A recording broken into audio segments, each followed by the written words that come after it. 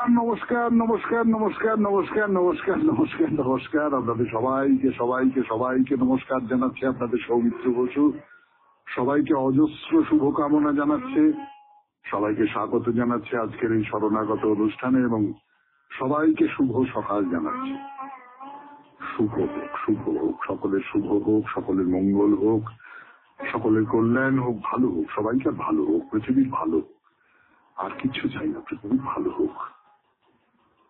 বেনি মাধব শিবের পঞ্জিকা অনুযায়ী আজকের দিনটার কথা এবার বলি। আজকে 22শে জ্যৈষ্ঠ 1432, ইংরেজি 6ই জুন 2025, শুক্রবার। আজ একাদশী, অহরাত্র। সূর্যোদয়ের সময় ভোর 4:56, সূর্যাস্তের সময় সন্ধ্যে 6:16। নক্ষত্র হস্তা।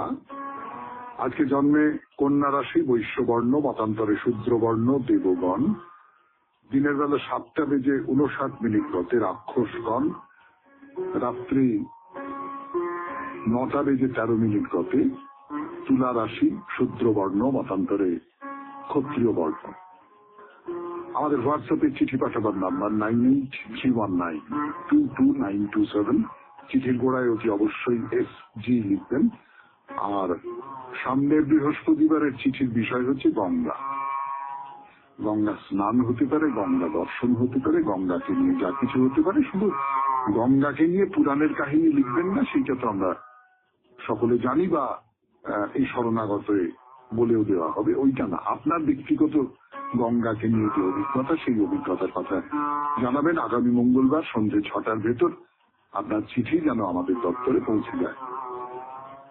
এইবার আজকের অনুষ্ঠান সম্পর্কে বলি। প্রথমে পুরাণ চিরন্তন, সেখানে পুত্রের কথা বলা হচ্ছে।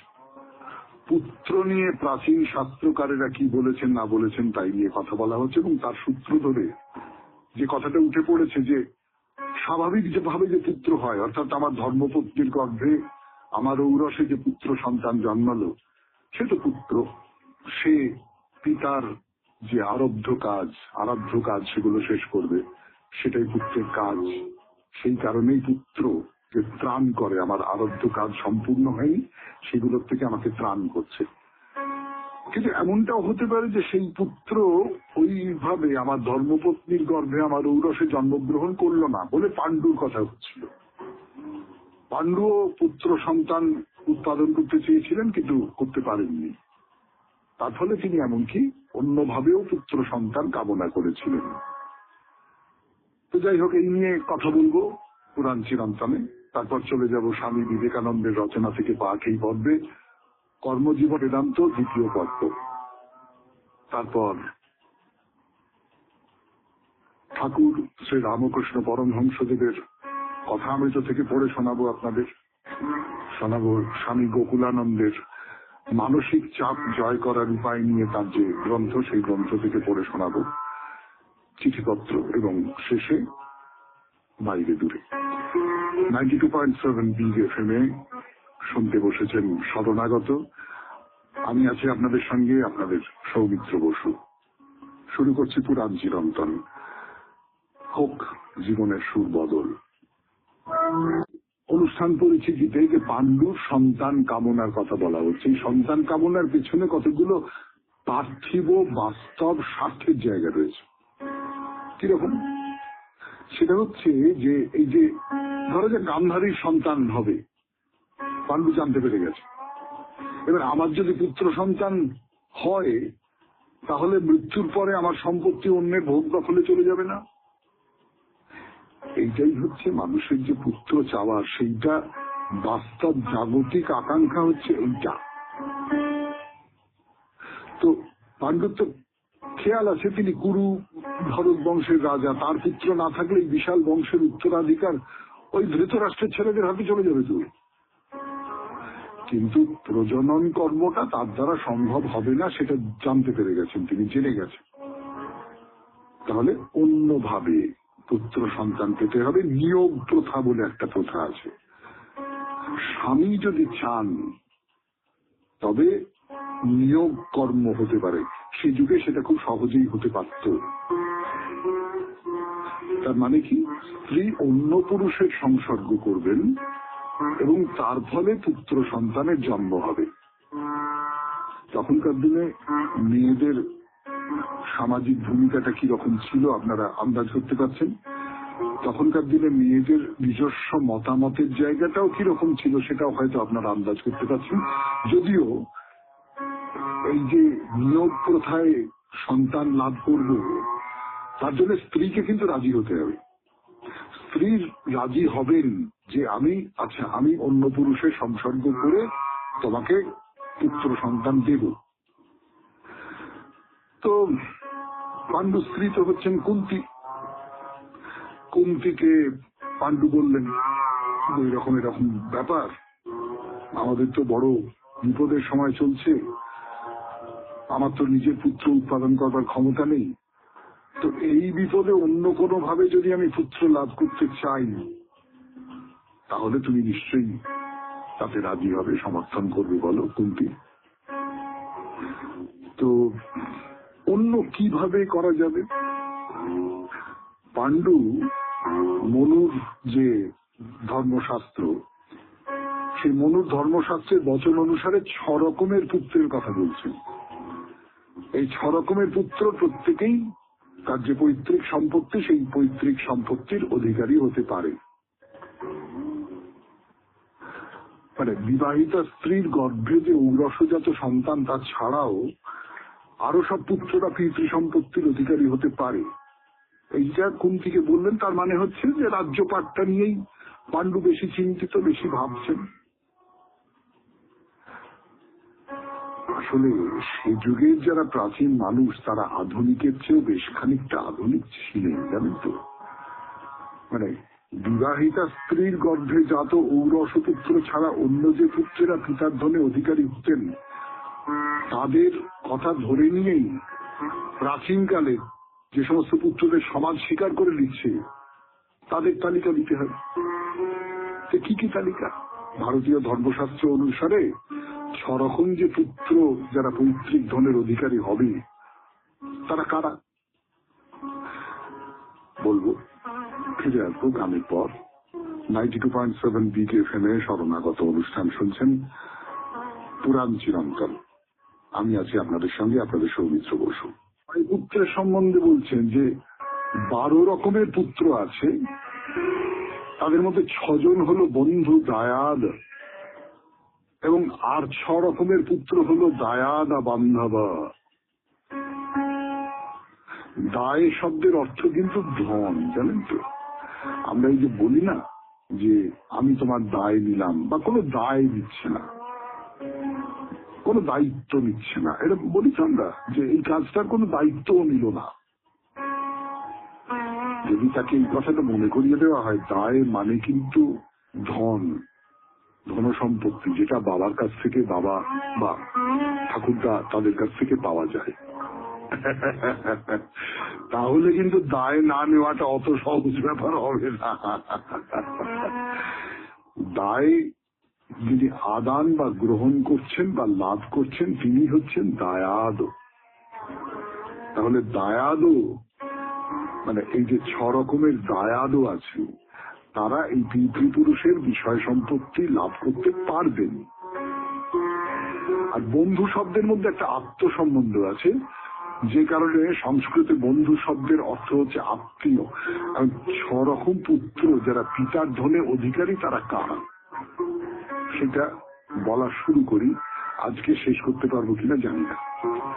প্রথমত হচ্ছে স্বয়ং জাত, অর্থাৎ বিধিসম্মত ভাবে বিবাহিতা স্ত্রীর গর্ভজাত পুত্র।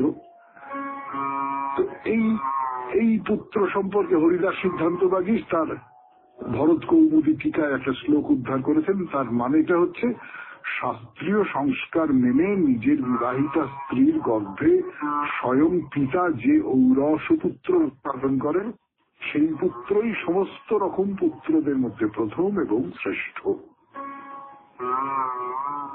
এই পুত্রের বাইরে আরো 5 রকমের পুত্র আছে যারা সম্পত্তি লাভ করতে পারবে। তারা কারা? রঘুধৈর্যং রঘুধৈর্যং। আজকে আর সেটা বলবার সময় নেই। আজকের মতো শেষ করি পুরাণ চিরন্তন। আবার আগামীকাল কান পেতে থাকবেন আরো কোন কোন ধরনের পুত্র বিষয় সম্পত্তি পেতে পারে। এবারে তাহলে চলে যাব কর্মজীবনে বেদান্ত দ্বিতীয় পর্বে। স্বামী বিবেকানন্দের রচনা থেকে পাঠ। আমি আছি আপনাদের সঙ্গে আপনাদের সৌমিত্র বসু। শুনছেন 92.7 বিগ এফএম এ শরণাগত। বিবেকানন্দের রচনা থেকে পাঠ 92.7 বিগ এফএম এ শরণাগত অনুষ্ঠান শুনছেন জীবনের সহজ পাঠ। এ বিষয়ে সাধারণত একটি প্রশ্ন করা হইয়া থাকে, ইহাতে তো ভয়ানক গোলযোগ উপস্থিত হইতে পারে। আমাদের সকলেই মনে করিবে আমি ঈশ্বর, অতএব যাহা কিছু আমি ভাবি বা করি তাহাই ভালো। ঈশ্বরের আবার পাপ কি? প্রথমত এই প্রকার অপব্যাখ্যার আশঙ্কা স্বীকার করিয়া লইলেও ইহা কি প্রমাণ করা যাইতে পারে যে অপর পক্ষে অনুরূপ আশঙ্কা নাই? লোকে পৃথক স্বর্গস্থ ঈশ্বরের উপাসনা করিতেছে, তাহাকে তাহারা খুব ভয় করিয়া থাকে। তাহারা ভয়ে কাঁপিতে কাঁপিতে জন্মিয়াছে এবং সারা জীবনই এইভাবে কাঁপিয়া কাটাইয়া দেয়। ইহাতে কি জগৎ পূর্বাপেক্ষা ভালো হইয়াছে? অপর পক্ষকে ওই প্রশ্ন জিজ্ঞাসা করো। যাহারা ব্যক্তি ভাবাপন্ন সগুণ ঈশ্বরবাদ বুঝিয়া উপাসনা করিতেছেন এবং যাহারা ব্যক্তি ভাবশূন্য নির্গুণ ঈশ্বর তত্ত্ব বুঝিয়া উপাসনা করিতেছেন, উভয়ের মধ্যে কোন সম্প্রদায়ের ভিতর হইতে জগতে বড় বড় লোকের আবির্ভাব হইয়াছে? বড় বড় কর্মী ও চরিত্রবান ব্যক্তির আবির্ভাব অবশ্যই নির্গুণ সাধকদের মধ্যে হইতে হইয়াছে। ভয় হইতে উচ্চ নৈতিক শক্তি সম্পন্ন মানুষ জন্মিবে, ইহা কি রূপে আশা করিতে পারো? ইহা কখনোই হইতে পারে না। যেখানে একজন অপরকে দেখে, যেখানে একজন অপরকে হিংসা করে, সেখানেই মায়া।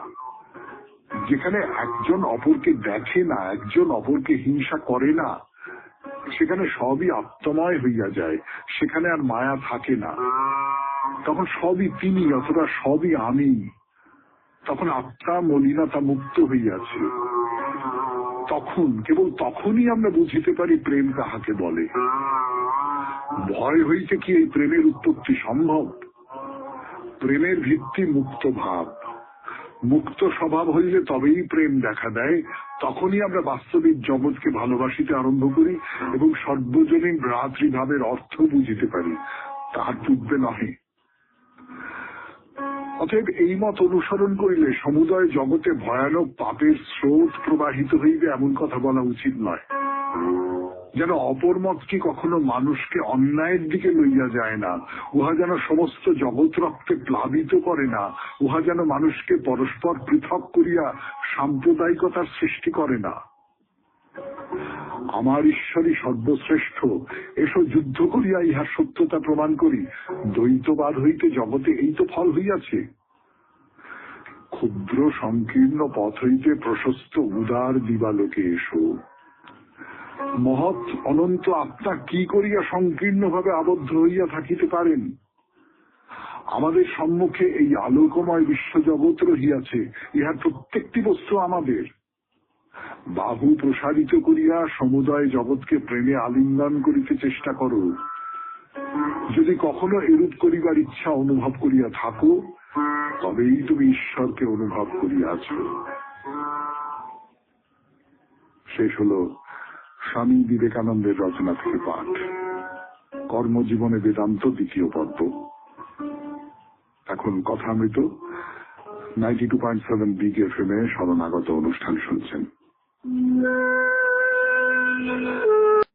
কথামৃত 92.7 বিগ এফএম এ শরণাগত অনুষ্ঠান শুনছেন। আমি আছি আপনাদের সঙ্গে আপনাদের সৌমিত্র বসু, আর আমার সঙ্গে আছেন শ্রী রামকৃষ্ণ পরমহংসদেব, তার অমূল্য সমস্ত বাণী নিয়ে। এর আগের দিন যে কথাবার্তা হচ্ছিল, ব্রাহ্মণ যুবক একজন এসেছেন, মাস্টারমশাই আছেন, আরো সব ভক্তরা সব আছেন, গিরিশচন্দ্রের দাদা এসেছেন অতুল। তো ব্রাহ্মণ জিজ্ঞেস করছেন যে আচ্ছা, এক জন্মে কি হয়? ঠাকুর বলছেন তার দয়া হলে কি না হয়। 1000 বছরের অন্ধকার ঘরে আলো আনলে কি একটু একটু করে অন্ধকার চলে যায়, একেবারে আলো হয়? আহা, কি ভালো কথা না? আমাদের মনটা যেন 1000 বছরের অন্ধকার। সেই অন্ধকারে আমরা কিচ্ছু দেখতে পাচ্ছি না, কিছু দেখতে পাই না। ঘরের মধ্যে কোথায় কি আছে, আমার মনের মধ্যে কি রত্ন লুকোনো রয়েছে, আমি কিচ্ছু জানি না। এই জানলা খুলে গেল, ঘরের মধ্যে হই হই হই হই করে আলো ঢুকে পড়ল।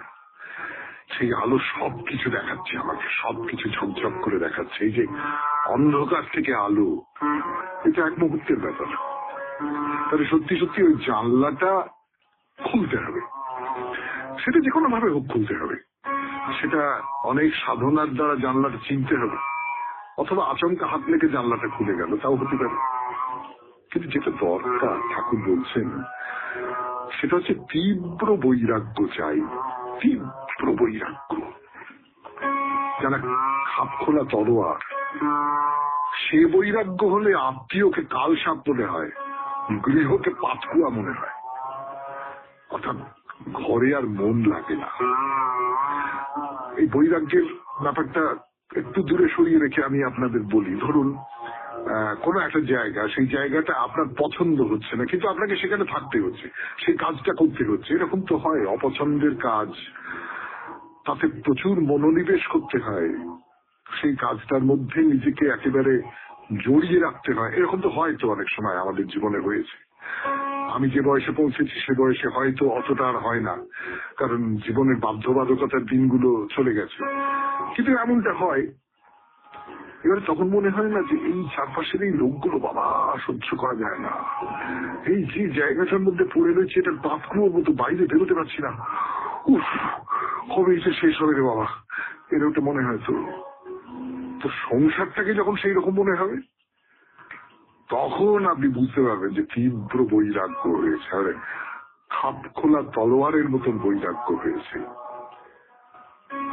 ঠাকুর বলছেন, আগে বহুবার বলেছেন এই কথা, আর আন্তরিক ব্যাকুল হয়ে তাকে ডাকতে হয়। আন্তরিক ডাক তিনি শুনবেনই শুনবেন। এই আন্তরিক কথাটা আজকাল অনেক পাতলা হয়ে গেছে না, আমি আন্তরিক ভাবে কামনা করছি, ঘরের দিন করছি, এটা ভদ্রতার কথা হয়ে গেছে। আন্তরিক ভাবে আমি চাইছি, আন্তরিক মানে অন্তর দিয়ে আমি এইটা চাইছি, এইরকম করে বলা ব্যাপারটাকে, এইরকম করে চাওয়া তাকে, মানে তোমাকে ছাড়া আমার কোনো উপায় নেই, তোমাকে না পেলে আমি মরে যাবো, এই নয় এটা বলা। শুনছেন কথা মৃত থেকে পাঠ 92.7 BGFM এ শরণাগত অনুষ্ঠানে ফিরে আসছি আরো পাঠ করার জন্য। গানের পর বলা হচ্ছিল ওই যে সেই গুরু শিষ্যের মুখ চুবিয়ে ধরেছিল জলের মধ্যে, শিষ্য যখন ছটফট ছটফট করছে তখন মুখ তুলেছে। গুরু জিজ্ঞেস করছে কি, যখন জলে ডুবিয়ে রেখেছিলাম তখন কি মনে হচ্ছে? প্রচুর মরে যাবো, প্রাণটা আঁকুপাকু করছে। তো গুরু বললেন, ঈশ্বরের জন্য যখন মনটা এরকম আঁকুপাকু করবে তখন বুঝবি ঠিক ঠিক বৈরাগ্য আসছে। এমন করে কি আমাদের মধ্যে বৈরাগ্য আসে? অন্তত আমি তো নিজেকে বুঝতেই পারি আমার মধ্যে এরকম করে আসবে না। তো সে যাই হোক, ঠাকুর বলছেন যে অতুলকে বলছেন, গিরিশচন্দ্র দাদা অতুলকে বলছেন, কেন অমন আট করে বুঝি হয় না ব্যাকুলতা? হ্যাঁ আমি তো তাই বললাম, ওই ব্যাকুলতা হয় না, আমাদের হয় না। তো অতুল বলছেন মন কই থাকে? ব্যাকুলতার জন্য তো মনটা একটা জায়গায় একটা পয়েন্টে গিয়ে থাকতে হবে, সেইটুকুই আমি জানি। আর তার চারপাশে আমি কিচ্ছু দেখতে পাচ্ছি না, সে অর্জুনের লক্ষ্যভেদের মতো লাগছে, আর কিচ্ছু দেখতে পাচ্ছি না। এই তো ঠাকুরের কথাও রয়েছে যে ব্যাগ পাখির দিকে তাক করে রয়েছে, পেছন দিয়ে দিয়ে শোভাযাত্রা চলে গেল, ব্যাগ টেরও পেল না। সেরকম তো হয়, মানুষের তো হয়, হতে পারে কনসেন্ট্রেশন যাকে বলে, নিবিষ্টতা। কিন্তু ওদের বলছেন যে মন থাকে না, তো অভ্যেস করতে হবে, মন রাখার অভ্যেস করতে হবে, রোজ তাকে ডাকা অভ্যেস করতে হবে। ও একদিনে হয় না, রোজ ডাকতে ডাকতে ব্যাকুলতা আসবে। কিন্তু আমাদের কি, আমাদের হচ্ছে কেবল দিনরাত বিষয় কর্ম করা। তো ঠাকুর বলছেন দিনরাত বিষয় কর্ম করলে ব্যাকুলতা কেমন করে আসবে? যদু মল্লিক আগে আগে ঈশ্বরীয় কথা বেশ শুনতো, নিজেও বলতো, আজকাল আর তা তো বলে না। রাত দিন মশাইব নিয়ে বসে থাকে, কেবল বিষয়ের কথা বলে। তাহলে আমার মনটাকে যদি নিবিষ্ট করতে হয়, তাহলে আর যা কিছু মনের মধ্যে আছে সেইগুলোকে ঝেঁটিয়ে বার করতে হবে। তো তার মধ্যে তো বিষয়ের কথা আছে, কিন্তু বিষয়ের কথা নিয়ে আমি যদি না ভাবি, তাহলে বিষয় পাবো না, টাকা পয়সা পাবো না। টাকা পয়সা পাওয়াটা যদি আমার লক্ষ্য হয়ে থাকে, আর তার ফাঁকে ফাঁকে একটু ধর্মাচরণ করলুম, ধর্মচর্চা করলুম, তাহলে সে আলাদা কথা, সে তো অন্যরকম। কিন্তু যদি আমি সত্যি সত্যি তার সঙ্গে যুক্ত হতে চাই, তাহলে আমাকে এইগুলোকে সরিয়ে দিতে হবে। এই তো সোজা ব্যাপার, সোজা অঙ্কের ব্যাপার। 5টা জিনিস থাকলে আমি একটা জিনিসে মন দিতে পারবো না, বাকি 4টে জিনিস আমায় সরিয়ে দিতে হবে। এই তো সন্দেহ হয়েছে, ঘরে বাতি জ্বালা হয়েছে, শ্রী রামকৃষ্ণ ঠাকুরদের নাম করছেন, গান গাইছেন, প্রার্থনা করছেন, বলছেন হরিবোল হরিবোল হরিবোল হরিবোল, রাম রাম রাম রাম রাম, নিত্য লীলাময়ী মা, উপায় বলো মা, শরণাগত শরণাগত শরণাগত। এই শরণাগত পর্যন্তই থাক আজকের কথা মৃত পাঠ।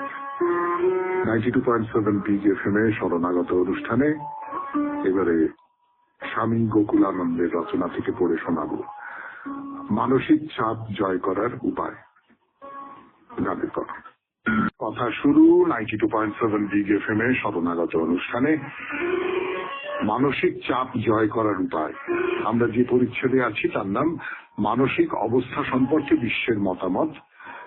স্বামী গোকুলানন্দ আমাদের কি বলছেন আমরা পড়ে শোনাই।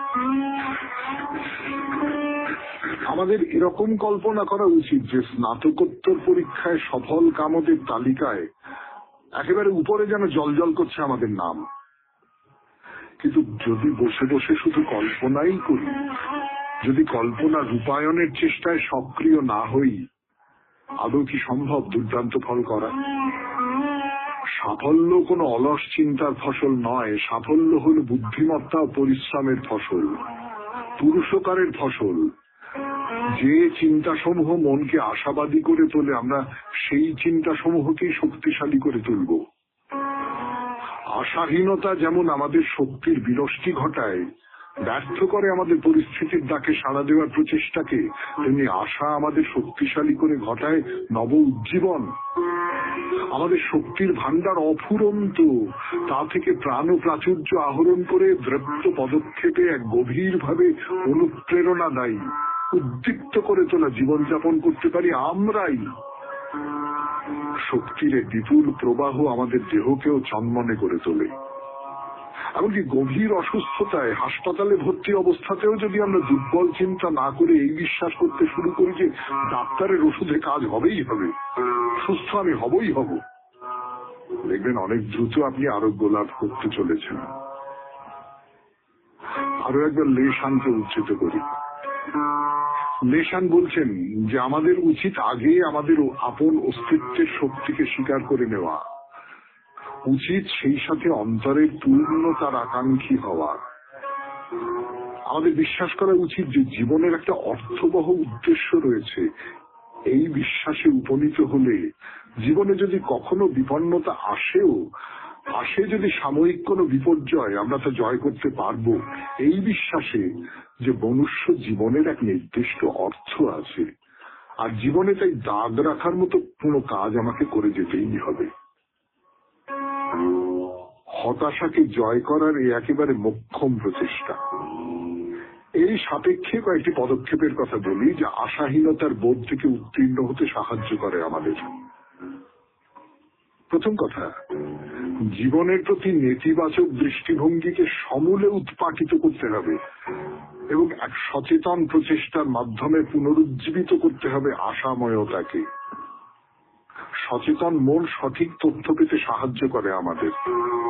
এ প্রসঙ্গে পূর্বে বর্ণিত বিজ্ঞানময় কোষের কথা বিশেষভাবে স্মরণযোগ্য। চাপে বিধ্বস্ত কোন জীবনের সমস্ত দিকগুলি যদি আমরা ঠিক মতো বোঝার চেষ্টা করি, আমরা ভীষণভাবে উপকৃত হব।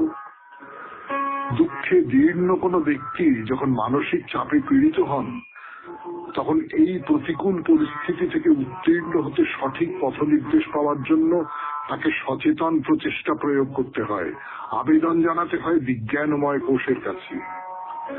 অর্থাৎ আমাদের প্রকৃত জ্ঞান, বোধ আর কষ্ট সহ্য করবার ক্ষমতার অধিকারী হতে হয়। প্রিয় কারো মৃত্যু বা ওই ধরনের কোন দৈব দুর্বিপাকে প্রকৃত জ্ঞান আর বোধ সম্পন্নতা আমাদের গভীর শোককে সহ্য করার ক্ষমতা যোগায়। প্রকৃত বোধে উত্তীর্ণ হবার ধৈর্য যদি আমাদের না থাকে, ভাগ্যের আঘাত আমাদের চূর্ণ বিচূর্ণ করে দেবে। সঠিক বোধে উপনীত হলেই আমাদের সবকিছু সহজে গ্রহণ করার ক্ষমতা জন্মায়। শুনলেন স্বামী গোকুলানন্দের রচনা থেকে পাঠ 92.7 বিগ এফএম এর শরণাগত অনুষ্ঠানে। এইবার আপনাদের চিঠিপত্র। আজকের চিঠিটি লিখেছেন সত্যব্রত দত্ত, জয়শ্রী পার্ক, পূর্ব বেহালা থেকে। পড়ে শোনাই সেই চিঠি গানের পর। ফিরে এলাম গানের পর চিঠি পড়তে 92.7 বিগ এফএম এর শরণাগত অনুষ্ঠানে। সত্যব্রত দত্তের চিঠি পড়ে শোনাই আপনাদের। মহাশয়, আজ 30/1/2025 শ্রী দেবাশিস চ্যাটার্জি মহাশয়ের পত্রপাঠ শুনলাম। এ যেন নতুন বোতলে পুরনো মদের মতো ব্যাপার। লকডাউন কাল থেকেই আমি এই অনুষ্ঠানের নিয়মিত শ্রোতা। এই ব্যাপারে আমি আগেও বেশ কয়েকবার লিখেছি, কিন্তু তা উপেক্ষিতই থেকে গেছে। আমার অভিমত আমি আরেকবার জানাচ্ছি, জানি না এবারেও তা উপেক্ষিত হবে কি না। 1, অনুষ্ঠানের সময় আর বাড়ালে তা আধিক্য দোষে দূষিত হবে হয়তো। অর্থনীতির ভাষায় যেটাকে বলা হয় ল অব ডিমিনিশিং রিটার্ন। 2, ভোর 5টায় অনুষ্ঠান শুরু হওয়াটা শীতকালের পক্ষে কিছুটা বিড়ম্বনার কারণ হলেও এখন আগত প্রায় গ্রীষ্মকালের পক্ষে একদম সঠিক। আর 3, পূজা পর্যায়ে রবীন্দ্রসঙ্গীত আমি অন্তত কোনোদিন শুনিনি এই অনুষ্ঠানে। বরঞ্চ আমি বারবার এই অনুরোধ রেখে গেছি আপনাদের কাছে, কিন্তু আপনারা ক্রমাগত কানে দিয়েছি তুলনীতি অবলম্বন করে গেছেন। আপনারা কি বুঝতে পারছেন যে ওই একঘেয়ে ভক্তি সঙ্গীতগুলির কারণে বর্তমানে আপনাদের টিআরপি ব্যাহত হচ্ছে? যা হোক, বিলম্ব হলেও আপনার দেওয়া আশ্বাস স্বাগত। এটি সত্যব্রত দত্ত, জয়ন্তী পার্ক, পূর্ব বেহালা, কলকাতা 34। ধন্যবাদ সত্যব্রত বাবু আপনার চিঠির জন্য। 2-3টে কথা এই সূত্র ধরে বলি। অনেকেই বলতেন, আগে অনুরোধ করতেন যে শরণাগতের সময়সীমা আরো বাড়ানো যায় কিনা। যায় না। তার কারণ সেই সময়টা তো অন্য অন্য অনুষ্ঠানের ঘাড়ে কোপ পড়বে। সেগুলো তো খুব জনপ্রিয় অনুষ্ঠান, কোনটাকে সরাবেন আপনি? ফলে আপনি যেটা বলছেন সেটা বিগ এফএম এরও কথা, যে ওই 2 ঘন্টা সময়টাই ঠিক আছে। এবং ওই একই কারণে ভোর 5টায় অনুষ্ঠান শুরু করতে হয় শীত গ্রীষ্ম নির্বিশেষে। তার কারণ এই সময়টুকুর বাইরে অন্য সময় বার করা খুব মুশকিল। আর তৃতীয় যে কথাটা বলবার, সেটা হচ্ছে যে পূজা পর্যায়ের রবীন্দ্রসঙ্গীত শরণাগত অনুষ্ঠানে বাজে, মাঝে মধ্যে বাজে, খুব নিয়মিত বাজে না। নিশ্চয়ই খুব নিয়মিত বাজে না। আপনি কখনো শোনেননি হয়তো। মানে তালে গোলে যেটা হয়েছে যে আপনি যে অনুষ্ঠানে বেজেছে পূজা পর্যায়ে রবীন্দ্রসঙ্গীত, সেই অনুষ্ঠান শোনা হয়নি আপনার। চতুর্থ যে কথাটা বলবো, সেটাকে অভিনয় বলে ধরবেন না। আমাদের টিআরপি বলতে আপনি যেটা বুঝিয়েছেন আর কি, শ্রোতা আনুকূল্য, সেটা খুব কমার লক্ষণ। কিন্তু আমাদের প্রত্যেক সপ্তাহেই ওই একটা গণনা করা হয় আর কি, কার কত টিআরপি, বা আপনি যেটাকে টিআরপি বলছেন তার অন্য নাম আছে রেডিওর ক্ষেত্রে। তাতে করে কিন্তু শরণাগতর জনপ্রিয়তা নেমে যাচ্ছে, এইরকম কোনো প্রমাণ এখনো পর্যন্ত পাওয়া যাচ্ছে না। কিন্তু আপনি আপনার কথা লিখেছেন, তার জন্য অনেক ধন্যবাদ আপনাকে। এবং ভবিষ্যতেও কিন্তু এইরকম করেই আপনার যা মনে হবে সেটা যদি সমালোচনা হয়ও সেটা লিখে পাঠাবেন। আপনার চিঠি উপেক্ষিত থেকে গেছে, তার পেছনে আমাদের কোনো উদ্দেশ্য ছিল না, কোনো কারণে চোখে পড়েনি এই পর্যন্তই। কিন্তু চিঠি লেখা থামাবেন না। অনেক ধন্যবাদ আপনাকে। এরপর বাইরে দূরে 92.7 BGFM এ শরণাগত অনুষ্ঠানে করে চলে যাব কালিম্পং। সেখানে আমরা জাংধোক পালরি মনেস্টারি, ডুপ্লিং পাহাড়ের একেবারে মাথার উপর যে মঠ, বৌদ্ধ মঠ, সেই মঠ দর্শন করতে এসেছি। এই মঠ সম্পর্কে একটা কথা বলে রাখি আপনাদের। এটা 1976 সালে দালাই লামা যিনি ছিলেন 1976 সালে, তার দ্বারা আশীর্বাদ প্রাপ্ত। এটা খুব গুরুত্বপূর্ণ একটা কথা। মানে আমরা দালাই লামা নামটা শুনেছি, তিনি একজন ধর্মগুরু, এই ধরনের কিছু একটা কথাও আমরা যে জানি না তা নয়। কিন্তু তার বাইরে আমার নিজের ধারণা যে আমরা যারা বৌদ্ধ ধর্মের মানুষ নই, অনেকেই তো নই, তারা দালাই লামা কথাটার মানে খুব ভালো করে বুঝি না বা জানি না। আসলে যে কোনো ধর্ম সম্প্রদায়, মানে আমি সব ধর্ম সম্প্রদায়ের কথা জানি না, বলতে পারবো না, কিন্তু অনেক ধর্ম সম্প্রদায় একজন চূড়ান্ত মানুষকে ঈশ্বরের প্রতিনিধি হিসেবে, মানে সবচেয়ে বড় মাপের একজন ধর্মীয় নেতা হিসেবে, গুরু হিসেবে গণনা করা হয়। যেমন এর সবচেয়ে ভালো উদাহরণ আমার নিজের ধারণা পোপ, খ্রিস্টানদের পোপ। এই পোপ হচ্ছেন সর্বোচ্চ পদাধিকারী, এবং এই পোপ, তিনি একজন পোপ পৃথিবী থেকে চলে গেলেন, তার জায়গায় আর একজন নতুন পোপ এলেন, এখন একজন নতুন পোপ এসেছেন, আপনারা খবরের কাগজে পড়েছেন হয়তো। তো দালাই লামার ক্ষেত্রেও ব্যাপারটা তাই। দালাই লামা একটা পদ, এই পদটা পাল্টে পাল্টে যেতে পারে, একজন প্রয়াত হলেন, তার জায়গায় আরেকজন হতে পারলেন, এইরকম করে হয়। তার একটা নির্বাচনের পদ্ধতি আছে, সেই সমস্ত নিয়ে আমি অত জানিও না, আমি বলতে পারবো না। কিন্তু এই দালাই লামা কথাটার মানে কি, এইটা তো একটা প্রশ্ন। এর মানে হচ্ছে, লামা মানে তো আপনারা সকলেই জানেন ধর্মগুরু। লামা, লামা কথাটা আমাদের খুব পরিচিত, আমরা জানি। দালাই শব্দটার মানে হচ্ছে সমুদ্র, অর্থাৎ দালাই লামা কথাটার মানে হচ্ছে সমুদ্রের মতো বিশাল জ্ঞান সম্পন্ন একজন গুরু, তার ধারে পাশে কেউ নেই, তিনি সর্বোত্তম, পোপের মতনই আর কি। বা আমরা অনেক সময় বলি না যে কুলগুরু বলি, সেটা কেবলমাত্র কুলের যিনি গুরুদের মধ্যে প্রধান, এইরকম করে বলা হয়। পোপটাই ভালো উদাহরণ বলে মনে হচ্ছে আমার। তো দালাই লামা হচ্ছেন সেই রকম একজন। তো তিনি এই যে মঠটি, এই মঠটিকে আশীর্বাদ করেছেন, এইটা তো একটা, মানে এই মঠের পক্ষে এবং বৌদ্ধ ধর্মাবলম্বী যে সমস্ত মানুষ এই মঠে, এই মনেস্টারিতে আসেন, তাদের পক্ষে খুব একটা বড় বলবার মতন ব্যাপার।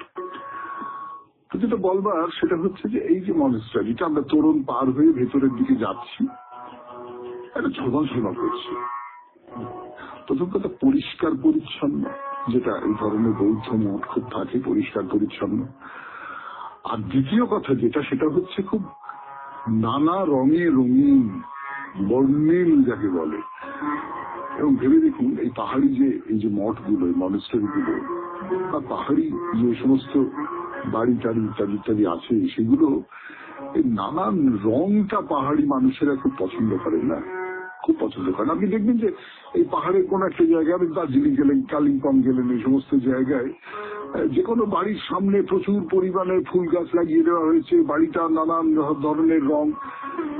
মনেস্টারির রঙও নানান রকমের, নানান ধরনের রং তার মধ্যে রয়েছে। আমি নীল আকাশ, সবুজ পাহাড়ি অরণ্য, যে একটা পেঁজা তুলোর মতন মেঘ ভাসছে, তার মধ্যে এই নানান রং, এটা অপূর্ব অপূর্ব সুন্দর দেখতে লাগে। শুনছেন কালিম্পং এর জাংধোক পালরি মনেস্টারি বা ডুপ্লিং মনেস্টারি, ডুপ্লিং মঠের কথা। আমি আছি আপনাদের সঙ্গে, আপনাদের সৌমিত্র বসু। ফিরে আসছি গানের পর 92.7 BGFM এ শরণাগত অনুষ্ঠান। সেটা হচ্ছে যে এই যে মঠের তোরণ দিয়ে ঢুকে প্রথম মঠের কাছাকাছি আসতে কোনটা আপনার চোখে পড়বে? চোখে পড়বে যেটা, সেটা হচ্ছে অনেকগুলো পরপর পরপর সাজানো রয়েছে অনেকগুলো ইংরেজিতে, যার নাম হচ্ছে প্রেয়ার হুইল। বাংলায় ধর্মচক্র নাম দিতে পারি আমরা। আপনারা এর আগে প্রেয়ার হুইল দেখেছেন অনেকবার। কিরকম দেখতে তুলনা করতে ইচ্ছে করে লাটাইয়ের মতন, উল্টোনো লাটাই। উল্টোনো লাটাই মানে লম্বালম্বি রাখা আছে লাটাই। লম্বালম্বি লাটাই যেরকম উপরে একটা সরু, নিচে একটা সরু, মাঝখানে ওই সুতো গুটোবার জায়গা, এটা আরো অনেক অনেক মোটা, অনেক চওড়া, এবং এটা উপরে দুটো শাড়ির সঙ্গে লাগানো আছে, ফলে এটা ইচ্ছে মতো হাত দিয়ে ঘোরানো যায়। জানেন আপনারা, আপনাদের আর নতুন করে কি মার কাছে মাসির গপ্প করছি, আপনারা নিশ্চয়ই প্রেয়ার হুইল দেখেছেন, বহুবার দেখেছেন। এবং এর মধ্যে নানান রকম সমস্ত মন্ত্র লেখা থাকে বড় বড় করে। সেই মন্ত্রের ভাষা আমরা জানি না, সেই মন্ত্রের হরফও আমরা জানি না, তো সেই সমস্ত মন্ত্র হাত দিয়ে ঘুরিয়ে দেওয়া, এবং অনেকগুলো পাশাপাশি থাকে বলে পরপর যখন ঘুরতে থাকে তখন যেন মনে হয় যে মন্ত্রগুলো ভেতর থেকে উচ্চারিত হচ্ছে। প্রথমেই যেটা দেখবার সেটা হচ্ছে যে একতলার যে বারান্দাটা, সেই বারান্দার নিচের পুরোটা জুড়ে পর পর পর পর পর পর ধর্মচক্র বসানো রয়েছে। সে অনেকগুলো, মানে কিছু না হোক ধরুন 14-15টা তো বটেই। দেখলেন, দেখে এগুলো ঘুরিয়ে দিলেন, ঘুরিয়ে দিয়ে বেশ একটা মজা লাগে, খেলার মতন মনে হয়। এই যে ধর্মচক্র, তার পাশ দিয়ে একটা সিঁড়ি উঠে গেছে, কিন্তু আপাতত আমরা ওই সিঁড়ি দিয়ে যাব না। কেমন, আমরা আরেকটু দূরে চলে যাই। এটা খোলা বারান্দা, আপনি ডান দিকে সোজা চলে যাচ্ছে, খোলা বারান্দা, এবং বারান্দায় দাঁড়িয়ে যদি বাইরের দিকে চোখ মেলে তাকান, তাহলে ওই বলেছিলাম না, ওই অপার একটা সৌন্দর্য, জীবন্ত পাহাড় আর জীবন্ত সৌন্দর্য যেন আপনার চোখের উপরে একেবারে ঝাঁপিয়ে পড়েছে। অপূর্ব সুন্দর, মানে যদি কুয়াশা না থাকে, যদি সূর্যদেব প্রসন্ন হন। আবার কুয়াশা যদি থাকেও, তারও তো একটা অন্য রকমের সৌন্দর্য আছে। মানে আপনি নিজে একটা মেঘের আড়ালে চলে গেছেন, আপনাকে কেউ দেখতে পাচ্ছে না, এই যে মঠটা, এটাকে কেউ দেখতে পাচ্ছে না, হ্যাঁ, একটু ভিজে ভিজে জল জল মতন আপনার চারপাশে। আসলে যা কিছু দেখছেন সবটার মধ্যেই যদি সুন্দরকে আবিষ্কার করে নেওয়া যায়, তাহলে পৃথিবীটা খুব খারাপ থাকে না। কিন্তু তাহলে তার চেয়ে আনন্দের বিষয় আর কিছু হতে পারে না। কিন্তু এই আনন্দের রেশটুকু দিয়ে শেষ করলাম আজকে শরণাগত। আমাদের হোয়াটসঅ্যাপে চিঠি পাঠাবার নাম্বার 98319222